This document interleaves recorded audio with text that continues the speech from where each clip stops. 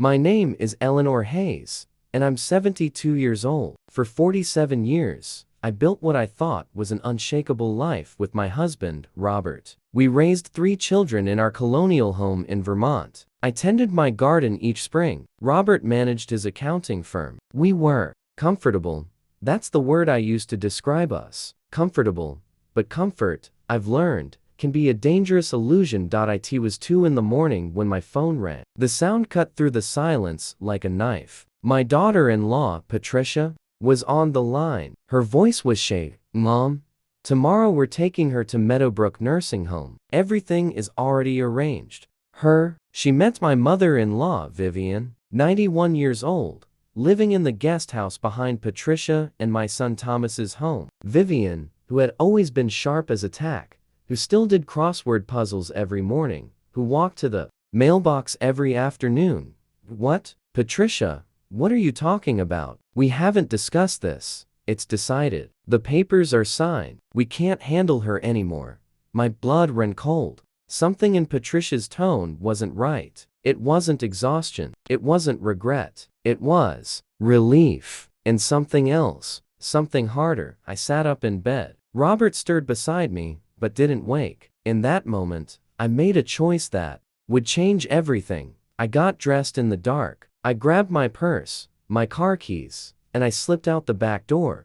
The drive to Thomas's house took 40 minutes. Every mile, my heart pounded harder. When I arrived, the guest house was dark, except for a single lamp in Vivian's window. I could see her silhouette, sitting in her chair. I knocked softly. When she opened the door, her eyes were red. Eleanor, she whispered. You know, I know. Pack a bag. You're coming with me. We moved quickly and quietly. Just some clothes, her medications, her photograph albums. Within 20 minutes, we were gone. I didn't leave a note. The next morning, my phone exploded with messages. Thomas, Patricia, even Robert, who had woken to find me gone. But I didn't answer. Not yet. I had taken Vivian to my sister Margaret's house, 2 hours away in New Hampshire. Margaret had always been my rock, the one who understood without judgment. As Vivian settled into Margaret's guest room, she finally told me the truth. They wanted the guest house, she said quietly, sitting at Margaret's kitchen table, with a cup of tea. Patricia's sister is getting divorced. She needs a place to live. They didn't want to wait for nature to take its course. The cruelty of it struck me like a physical blow. There's more, Vivian continued. Her voice dropped. Eleanor, I need to tell you something about Robert. My hands went cold.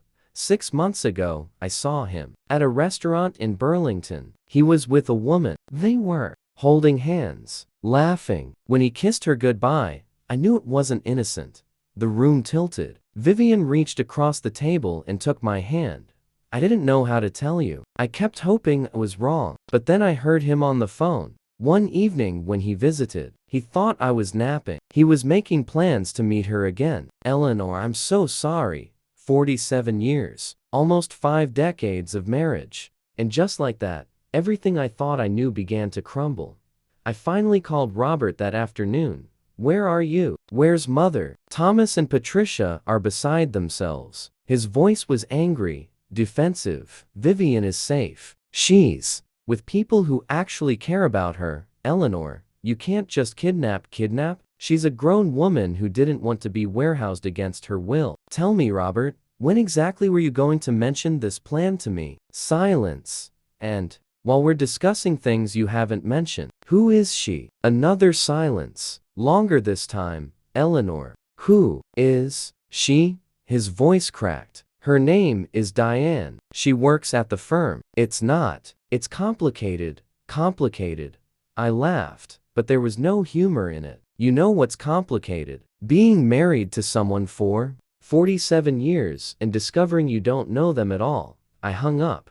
The next few weeks were a blur. I stayed with Margaret and Vivian. We fell into a gentle routine: morning coffee, afternoon walks, evening card games. Vivian began to bloom again, her laughter returning, her eyes brightening. Robert called every day, sometimes apologetic, sometimes angry, always confused about why I wouldn't come home.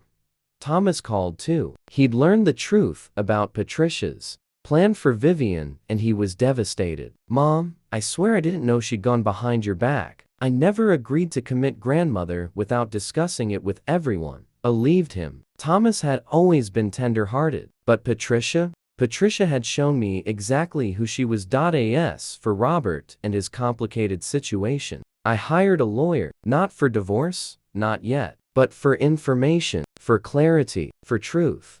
What I discovered broke my heart all over again. Robert and Diane had been involved for 3 years. 3 years of lies. 3 years of late nights at the office that weren't about clients or deadlines. 3 years of a life I knew nothing about. But I also discovered something else. Something about myself. I discovered that I was stronger than I'd ever imagined. Sitting in Margaret's sunroom one afternoon, Vivian looked at me with those wise, ancient eyes. "What will you do?" she asked. "I don't know yet, but I know what I won't do. I won't let fear make my decisions. I won't let someone else's betrayal define my worth. And I won't abandon people I love just because it's convenient." Vivian smiled. "You've always been the strong one, Eleanor. You just forgot for a while."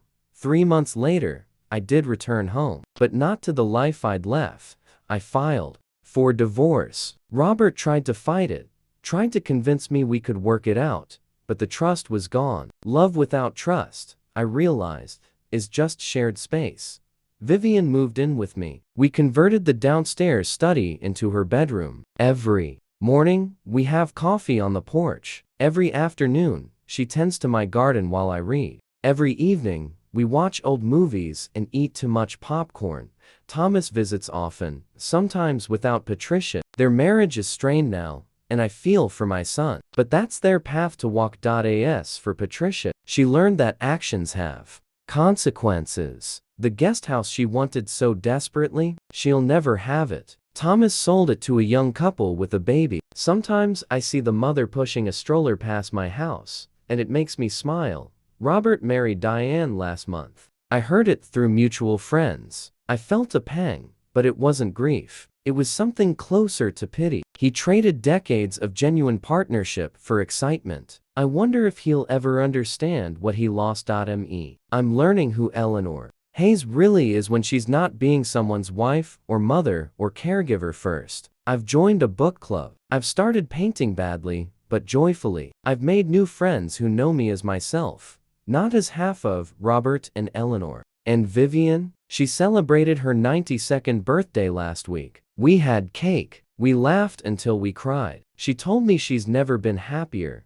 "You saved my life," she said. "No," I told her. "You saved mine." That night at 2 a.m., when Patricia's call shattered my comfortable illusions, I thought my world was ending. But it wasn't ending. It was finally beginning. I've learned that betrayal can be a gift, not the betrayal itself, but what comes after. The clarity, the courage, the chance to choose yourself. Love isn't just what we feel for others. It's what we're willing to do when everything falls apart. Kindness isn't just being nice. It's being brave enough to protect what matters, even when it's hard. And revenge? Real revenge isn't about hurting those who hurt you. It's about building a life so full of meaning that their absence becomes irrelevant.